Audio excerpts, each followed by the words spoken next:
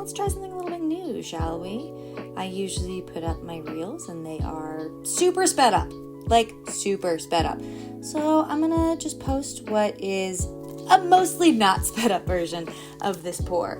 I still did edit it down and speed some parts up, like this stirring here is on 1.5 speed, and it's still an 11-minute video. So if that gives you an idea about why my dice are so expensive, it's because they take longer than you would expect. So we're just gonna chill together and watch this video. I'm gonna talk about why I'm doing what I'm doing sometimes I might be quiet. As you can see here, doing a lot of stirring. You're probably like, Lauren, that's enough stirring. But I like to get the very edges and the nooks and the crannies in order to make sure that there's no part of that that's going to have like a clear streak, because I really wanted it to be all hollow glitter, evenly distributed. So I've got my nice white pigment paste here. I have no idea what brand I use. It's fine. Sometimes it separates when it gets a little bit cold, and then I get little white hunks and things, so that part sucks. If you hear any little noises happening, it's because I'm also painting a snake shed right now. I really must multitask. I have so many things to do. But we're mixing in the white. White is a very heavy pigment, so I like to take it bit by bit. You don't want to put too much in. It's going to sink really bad. This is especially an issue when you're trying to suspend it in the middle of things.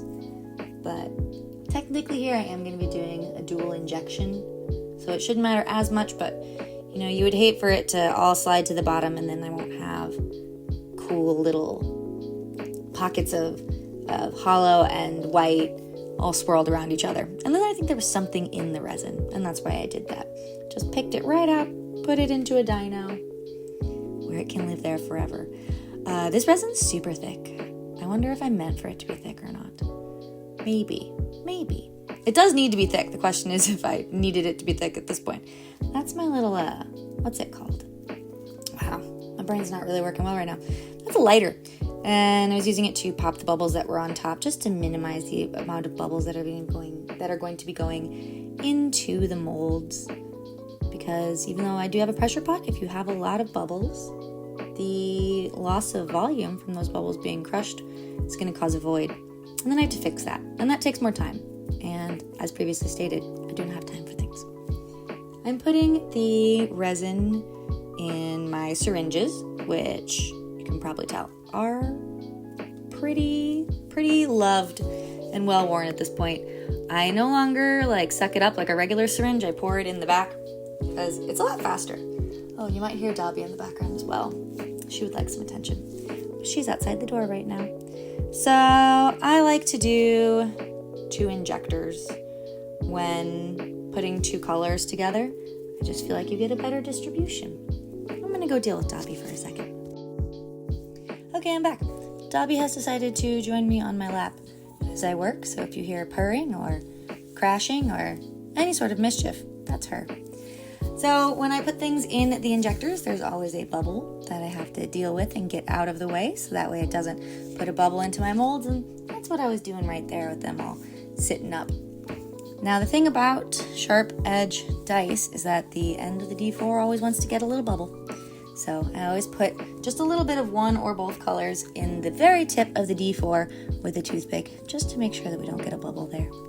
And I'm just going to inject these in there, give it a little wiggle. Just going to give it a little wiggle. And then this little pouring of the blanks will be finished. Now these need to go into the pressure pot, get nice and cured. Then I'm going to take them out. I trim up a little bit of flashing to make sure there's no edges, because they're going to go into my main molds and I don't want to rip those or anything like that. So that's a whole big process. And then I also poured some dinos that match, and that's actually what's going to be going home with the final set. So once I get the top all pressed on properly, time to put them in the pot. And now we're back. Probably a week or 2 later. Honestly, I think I did this a month or 2 later. And it's really annoying to mix up colors with my camera right in front of my face. So a lot of times I'll mix up the colors with the camera off, so I don't have to worry about framing.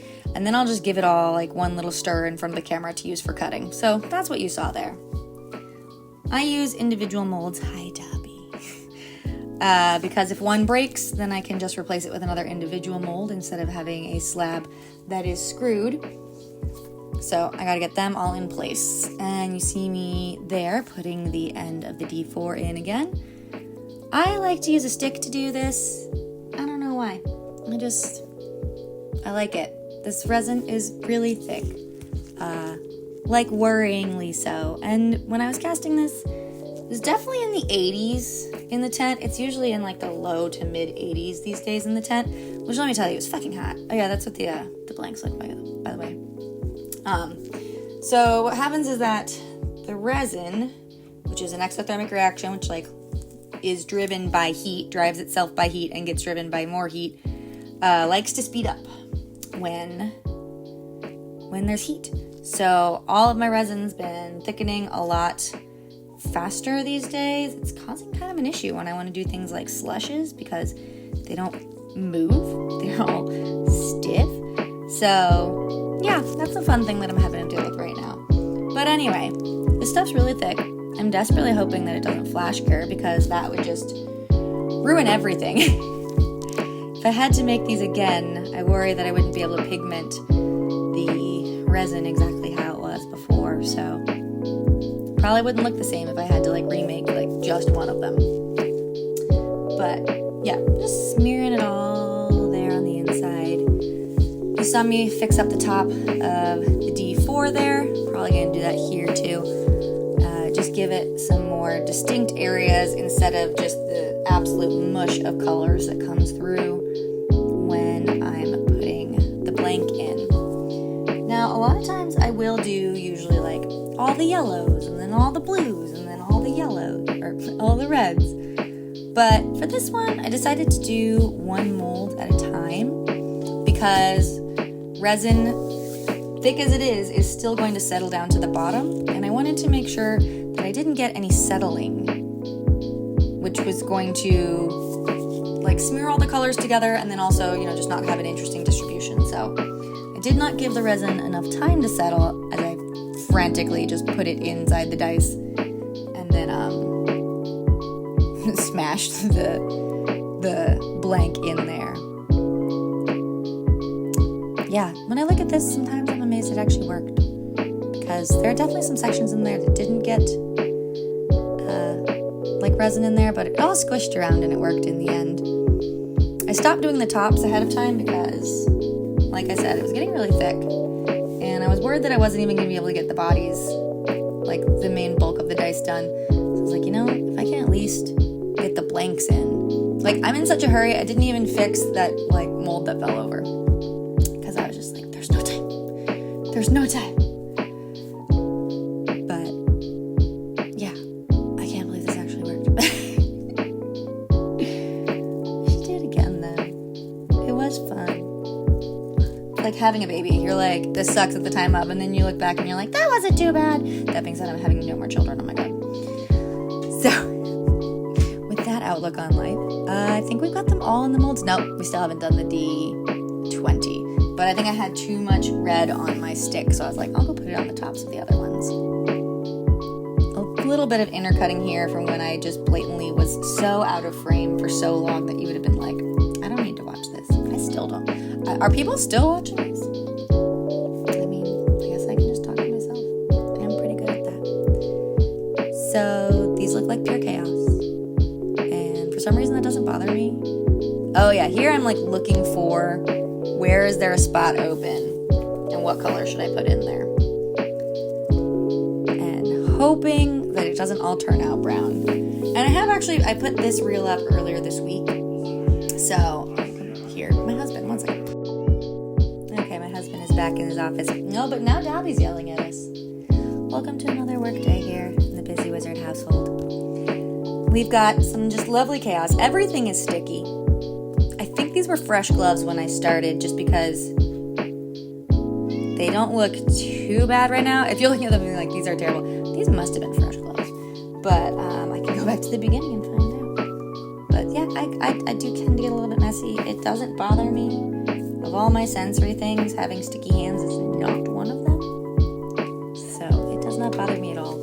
It's just going to be cool art. We're almost done here. What is that? Oh yeah, we gotta finish that D6. That resin is so thick.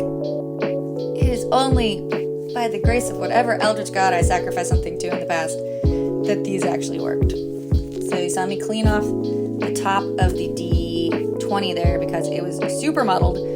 So clean that off so that I wouldn't have just brown, and added a few more colors onto there. Looked like it was just blue and yellow. Finish off the D6. Re-clean the D20. Oh my god. This whole work area was hell, let me tell you. Well, we are almost at the end here. I like to do a few takes of putting the caps on because, like I've probably said before, I can't see what my camera sees because it's like right in the way of my face. So I like to give myself a few options for editing later. But thank you all for hanging out with me. I'm gonna go figure out what Dobby wants so she'll stop yelling at me and go check out my shorts. See you later.